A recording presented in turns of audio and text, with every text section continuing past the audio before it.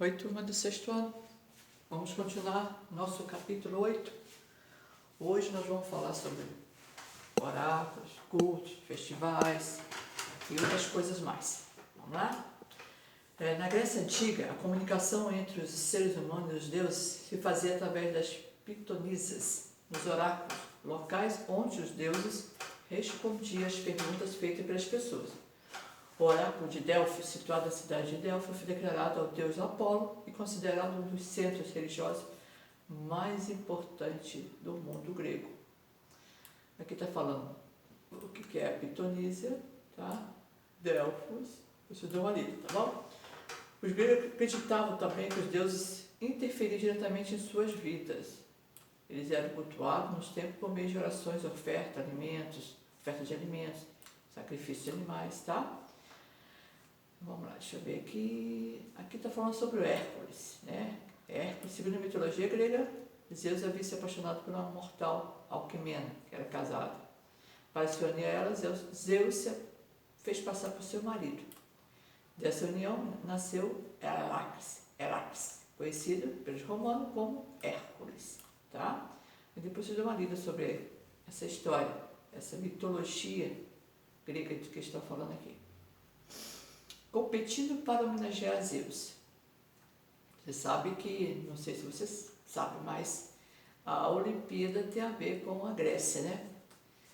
Aqui tem uma parte importante que é acender a tocha olímpica, é uma prática que acontece desde o início dos Jogos Olímpicos na Grécia. Como o fogo era considerado sagrado para os gregos, um atleta levava uma tocha para acender o altar onde fazia um sacrifício a Zeus. Então, nas Olimpíadas, o deus homenageado era Zeus. Vamos lá. Competindo para homenagear Zeus. Só para lembrar, lembra do pão e circo, quando, né, a população estava toda, vamos dizer, passando por uma crise financeira, crise política? Então, os imperadores colocavam lá todos os homens lá no Coliseu e tinham lá lutas de gladiadores entre animais, então, e distribuir pão e água. Isso aí para eles esquecerem totalmente a situação financeira de Roma naquele momento, né, de Grécia naquele momento, né? Então, pão e circo. Então, o que aconteceu? Os Jogos Olímpicos era a mesma coisa. Quando a Esparta e Atenas brigavam uma com a outra, quando tinha os Jogos Olímpicos, né, as cidades paravam de ter revolução, de ter guerra, tá? Havia um momento de apaziguar, tipo a Pax Romana, tá? Então, nesse momento eles paravam para poderem terem esse momento de Jogos Olímpicos. As origens dos Jogos Olímpicos são ligadas à mitologia grega. A palavra Olimpo vem de Olímpia, cidade que fica próxima ao Monte Olimpo, e era considerado um lugar santuário, sagrado para os gregos, tá? Segundo a mitologia grega, Olímpia foi o local onde Zeus derrotou seu pai, Cronos, na disputa pelo governo do universo. Zeus era homenageado com competições esportivas desde 2500 a.C., mas o primeiro registro até agora conhecido de competições na Olímpia foi em 776 a.C. Os Jogos Olímpicos ocorriam de 4 em 4 anos, nos meses de julho a agosto, em Olímpia. Reunia pessoas de diversas cidades gregas para homenagear Zeus e para competir entre si. O evento era tão importante que até as guerras e os conflitos entre as cidades gregas eram suspensos por 3 meses, de modo a se tornar seguras as viagens dos atletas e dos espectadores. Quer dizer, vamos dizer assim, se havia uma guerra entre a cidade grega, nesse momento acabou. Não existe mais, tá? A primeira competição disputada nos Jogos Olímpicos foi a corrida. Ao longo do tempo foi incluindo lançamento de disco, dardo, luta, pentatlo, salto de distância e corrida de carros puxados por cavalos. De algumas corridas até hoje não existe, né? Os vencedores recebiam uma coroa feita de ramos vegetais e eram tratados como verdadeiros heróis de sua cidade de origem, podendo receber dinheiro, alimentação gratuita, por toda a vida e lugar cativo em teatro. Eram homenageados em pinturas, esculturas e poemas. Os Jogos Olímpicos foram proibidos pelo imperador Teodósio, porque ele acabou se convertendo ao cristianismo e com isso, ele proibiu o culto aos deuses gregos e toda manifestação relacionada a isso, tá? Toda manifestação relacionada aos jogos. Vamos lá. Eles retornaram somente em 1896 em Atenas, por iniciativa do barão francês Coubertin. Aqui não está tendo, mas no livro de vocês tem Pierre Coubertin. Vamos agora. Os pensadores, né? Nos filósofos tem a ver com a Grécia, né? Nós temos os filósofos Platão, Sócrates, Aristóteles. Então, alguns cidadãos gregos e depois os romanos começaram a tentar explicar o mundo não mais pelos mitos. Eles queriam mostrar a forma que o mundo existia, não mais pelos mitos. Essa nova maneira de pensar foi chamada de filosofia, que significa amor pelo conhecimento, pela sabedoria. Vamos ver que tradicionalmente considerava-se que o primeiro filósofo foi Tales de Mileto, nascido na Colônia em 623, a grega de Mileto. Ele também era matemático e astrônomo. Elaborou uma explicação para o universo, tá? Que não fazia referência a nenhum Deus. Dizia que a origem de todas as coisas era água.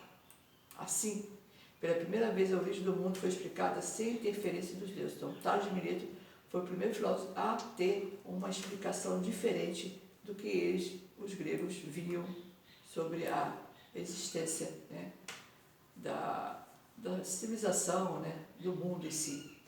No século V, período de auge das manifestações da cultura grega, da democracia, do esplendor da cidade de Atenas, surgiram filósofos que ficaram conhecidos como sofistas. Eles eram sábios que ensinavam de cidade em cidade a arte do conhecimento, ou retórica, instruindo os jovens a debater com políticos e preparando para ocupar cargos políticos. O sofista tinha muito prestígio e era respeitado. Vamos lá, vamos falar agora do filósofo Sócrates. Lembre-se que o primeiro filósofo a realmente pensar de forma diferente da civilização, explicar, né, vamos dizer assim, tentar explicar o mundo, não mais pelos mitos, como a civilização falava, era Tales de Mileto. Então, ele foi o primeiro a mostrar que a existência não era através de mito. Agora vamos ver Sócrates. Enquanto os sofistas estavam preocupados em ensinar a arte de convencimento, outros pensadores estavam mais interessados em saber o que era verdade, como Sócrates. Nascido em 470, Sócrates era filho de um escultor e de uma parteira. Não tinha vocação necessária para ajudar o pai em seu ofício e foi estudar com outros filósofos. Sócrates dedicou sua vida ao conhecimento e ao ensino. Gostava de debater sobre diversos assuntos em locais públicos. Estimulava seus alunos a alcançar o conhecimento pelo esforço individual de cada um, em vez de dar lições de sabedoria. Não comprava nada pelas aulas, ao contrário dos sofistas. Esse método de ensino ficou conhecido como maiêutica, palavra que significa dar à luz, gerar conhecimento. Então ele foi acusado de respeitar os deuses gregos e de ser má influência para a juventude. Ele foi condenado pelas autoridades a nunca mais voltar a Atenas, ou teria sua língua cortada. Mas ele foi fiel às suas ideias e, ao não se decidir por nenhuma das duas alternativas, né? Ou ir embora, ou teria a língua cortada. Foi condenado à morte, sendo obrigado a beber um veneno chamado cicuta. Tá? Agora vamos ver aqui. O período pós-socrático correspondeu ao século IV, tendo como Platão e Aristóteles como filósofos mais importantes. Então vamos ver agora. Vamos lá. Platão e Aristóteles. Platão, nascido em 428, foi o principal discípulo de Sócrates. Originário de uma família rica, conheceu o mestre aos 20 anos de idade, tendo estudado com ele durante 8 anos. Foi um dos maiores pensadores gregos. Uma de suas afirmações, né, sobre o mundo, né, de maior destaque foi que existe dois mundos. O mundo das coisas concretas, que podemos ver com os olhos, e o mundo das ideias, que podemos alcançar somente pela razão. Essa era a forma de pensamento, era a forma que ele tinha, vamos dizer assim, um pensamento filósofo, né? Em 387 fundou a Academia escola de filosofia que tinha por objetivo difundir o pensamento de Sócrates. Entre os discípulos de Platão destacava-se Sócrates. Aos 17 anos foi para Atenas para estudar na academia, permanecendo lá 20 anos. Aristóteles organizou um novo conhecimento chamado lógica. O que é lógica? Uma maneira de explicar como funciona o raciocínio que leva à conclusão correta. Um bom exemplo para entendermos a lógica é: todos os homens são mortais. Sócrates é homem, logo Sócrates é mortal. A partir das suas primeiras fases, conseguiu chegar à terceira como conclusão. Então, todos esses sofistas, os filósofos, queriam mostrar o mundo de uma outra forma, que não fosse através de mitos. Tá bom? Que não fosse através de mitos. Nós vamos parar por aqui. Na próxima aula a gente vê as outras partes da Grécia. Tá? Um beijão para vocês aí.